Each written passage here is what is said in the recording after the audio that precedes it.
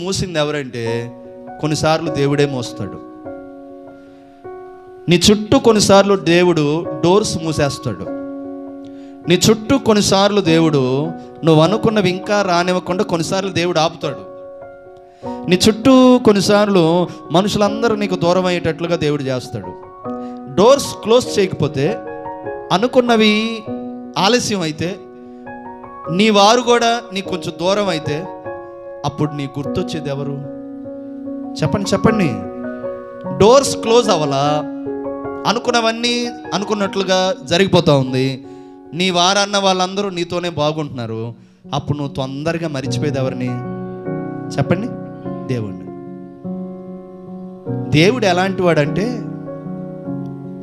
ఆయన చేతిలో ఒక రిమోట్ ఉంటుంది.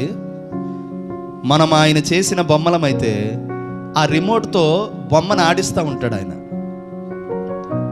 ఆయన కొన్నిసార్లు రిమోట్ తీసుకొని ప్లే చేస్తూ ఉంటాడు, నొక్కుతూ ఉంటాడు. ఆయన ఎలా నొక్కుతాడో ఆ బొమ్మ అలా ఉండాలి. ఆయన ఎలా రిమోట్ ప్లే చేస్తాడో ఆ కారు అలా వెళ్ళినట్టు ఆయన చేతిలో మనము బొమ్మలం కదా. ఆయనే మన శిల్పి కదా, ఆయనే మన కొమ్మరి కదా, ఆయన మన కాపరి కదా, ఆయన మన తండ్రి కదా. మనల్ని చేసిన దేవుడు, మనల్ని చెక్కిన దేవుడు, మనల్ని నిర్మించిన దేవుడు, మనల్ని సృష్టించిన దేవుడు. కొన్నిసార్లు పరిస్థితులన్నీ కూడా నీకేమీ జరగనట్లు కొన్నిసార్లు దేవుడు చేస్తాడు. ఎందుకో తెలుసా? నువ్వు ఆయన వైపు చూస్తావని. నువ్వు ఆయన వైపు చూస్తావని. కొన్నిసార్లు నీ వారందరూ నీకు దూరం అయిపోయినట్లుగా ఉంటుంది. నీ పరిస్థితి అంతా తల్లకిందలైపోయినట్టు ఉంటుంది. నీ వారందరూ నిన్ను ఎడం చేసి వెళ్ళిపోయినట్లుగా ఉంటుంది. ఇలా చేసింది దేవుడు ఎందుకో తెలుసా? నువ్వు ఆయన మీద ఆనుకుంటావని. నీవు అనుకున్నవన్నీ జరగనట్లుగా ఎందుకుంటాయి తెలుసా? నువ్వు ఆయన మీద ఆధారపడతాయేటట్లుగా దేవుడు చేయాలనుకుంటున్నాడు. నువ్వు ఆయన మీద ఆధారపడి చూడు, నువ్వు ఆయన పైన ఆనుకుని చూడు, నువ్వు ఆయన పాదాలు పట్టుకొని వదలకుండా ఉండు. ఏదైతే నీకు ఇంతకాలం ఆలస్యమైందో, దేని కొరకైతే నువ్వు ఎదురు చూసావు ఇంకా పొందుకోలేదో, నువ్వు ఆయన మీద ఆధారపడి చూడు. నీవు ఎతక్కుండానే తలుపు తట్టి నీకు లెటర్ వచ్చింది. ఏమని? తలుపు తట్టి నీకు లెటర్ వచ్చింది, నీకు జాబ్ వచ్చిందని. తలుపు తట్టినప్పుడు నువ్వు ఒక శుభవార్త వింటావు. తలుపు తట్టి నీ దగ్గరకు వచ్చి నీకు దూరమైన వాళ్ళందరూ నీ దగ్గరకు వస్తారు. అది ఎప్పుడు జరిగిద్ది అని అంటే, నువ్వు ఆయన మీద ఆధారపడినప్పుడు జరిగిద్ది, నువ్వు ఆయన పైన ఆనుకున్నప్పుడు జరిగిద్ది, నువ్వు ఆయన ఆశ్రయించినప్పుడు జరిగిద్ది. అలా ఆనుకునేటట్లుగా, ఆధారపడేటట్లుగా, ఆశ్రయించేటట్లుగా దేవుడే కొన్నిసార్లు పరిస్థితిని అంతా కూడా మూసివేస్తాడు. డోర్స్ని మూసివేస్తాడు. ప్రశ్న వేస్తున్నాను. జలప్రళయం వచ్చింది. నోవాహు చేత చేయించిన ఓడ, నోవాహు భార్య, 3 కొడుకులు, 3 కోడళ్ళు, జంతువులు, ప్రాణులు, జీవరాశులు, పక్షులు ఇవన్నీ ఓడలోకి వెళ్ళిపోయినాయి. అప్పుడు ఓడ తలుపు మూసింది ఎవరు? నోవాహు మూసాడా? దేవుడే మూసాడా? దేవుడు మూసాడు. నోవాహు తలుపు మూయలా. జలప్రళయం అకస్మాత్తుగా వచ్చినప్పుడు అక్కడ ఉన్న ప్రజలందరూ నోవాహు గారు తలుపు తీయండి, తలుపు తీయండి, తలుపు తీయండి అని అంటుంటే ఎక్కడ తీయగలడు నోవాహు? అది నోవాహు వేయలా, తలుపు దేవుడే వేశాడు. ఇప్పుడు నేను అంటాను, దేవుడు తలుపు వేశాడంటే మరలా ఆ దేవుడే ఆ తలుపు తీయాలి. ఇక మనం తలుపు తీయలేము.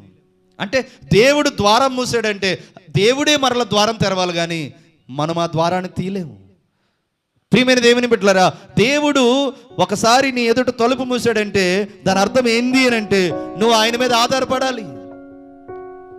కొన్నిసార్లు మనం అనుకున్న ఒకటి జరిగే ఒకటి, మనం ఆశించింది ఒకటి జరిగే ఒకటి, ఊహించింది ఒకటి జరిగే ఒకటి.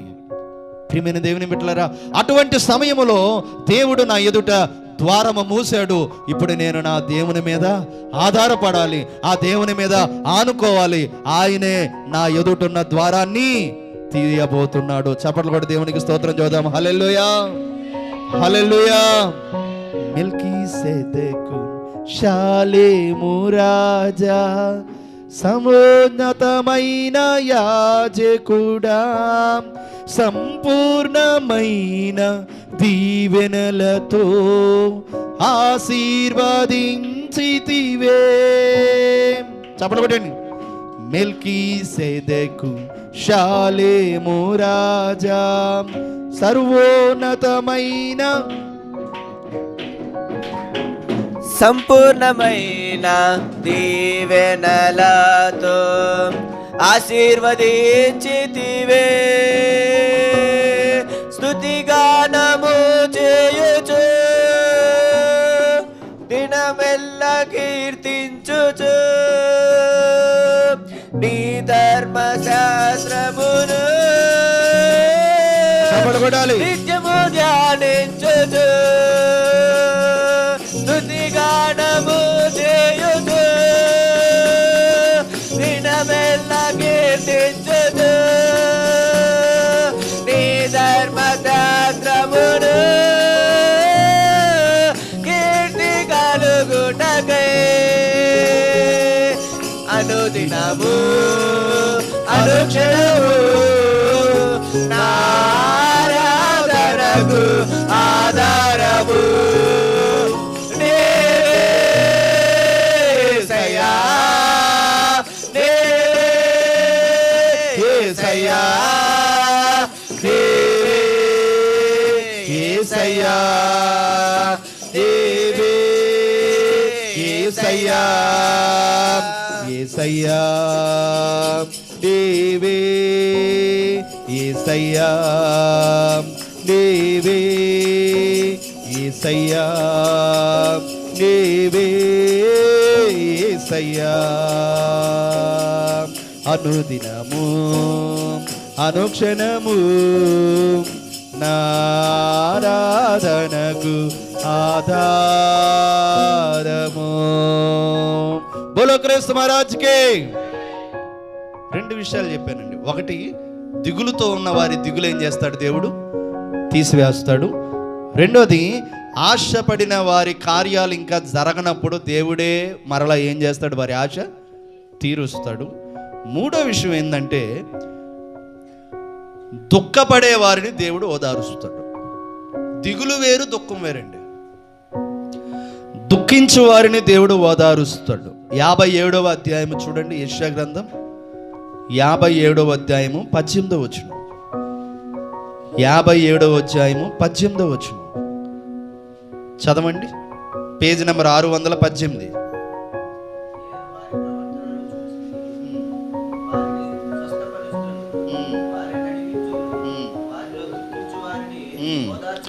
చూడండి, వారిలో దుఃఖించు వారిని ఓదార్చుదును. మనలో తరలెత్తండి. ఇప్పుడు మనలో కొంతమంది దుఃఖంతో ఉన్నారు.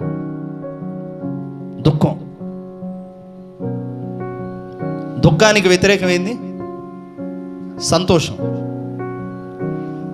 దుఃఖంతో ఉన్నారంటే వాళ్ళు ఏం పోగొట్టుకున్నారు? సంతోషాన్ని పోగొట్టుకున్నారు. ఒకప్పుడు సంతోషంగా ఉన్నాం, ఒకప్పుడు సంతోషంగా జీవించాం, ఒకప్పుడు కుటుంబంలో అంతా సంతోషం, ఒకప్పుడు ఇంటిలో అంతా సంతోషకరమైన వాతావరణం. అయితే నా ప్రియ దేవుని బిడ్డలారా, సంతోషకరమైన వాతావరణం కాస్త ఇప్పుడు ఎలా అయిపోయిందంటే దుఃఖకరమైన వాతావరణం అయిపోయింది కదా. ఒక పండగ చేసుకోవాలన్నా సంతోషం లేదు కదా. ఇంటిలో ఉన్న వారందరూ కలిసి ఆనందంగా కూర్చొని మాట్లాడాలన్నా కూడా సంతోషం లేదు కదా. పెద్దలు ఎలా అంటారు?